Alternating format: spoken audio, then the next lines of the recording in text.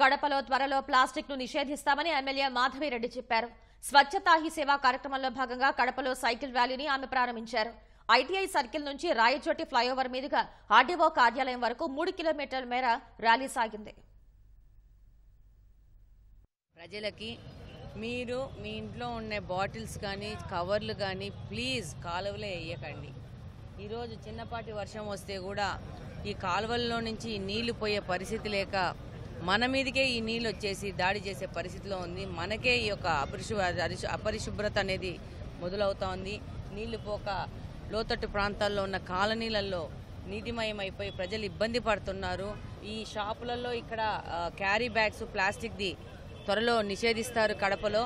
దానికి ప్రత్యామ్నాయంగా క్లాత్ బ్యాగులను కూడా ముందుకు తీసుకొచ్చి 1.5 రూపాయికి ఒక క్లాత్ బ్యాగ్ వచ్చే విధంగా దాని మీద ముందుకెళ్తున్నాము.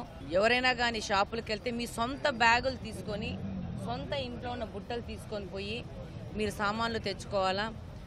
షాప్లోకి వెళ్ళిపోతే షాప్లో వాళ్ళు ప్లాస్టిక్ బ్యాగులు ఇస్తారు, వాటిలో వేసుకొస్తాము అనే ఆలోచనను ఇప్పటి నుంచి మనము కడప నియోజకవర్గంలో మానేస్తే మనము చాలా తొందరగా కడపను ఎంతో గొప్పగా తీర్చిదిద్దుకునే అవకాశము మీరు మాకు ఇచ్చినట్లు అవుద్ది.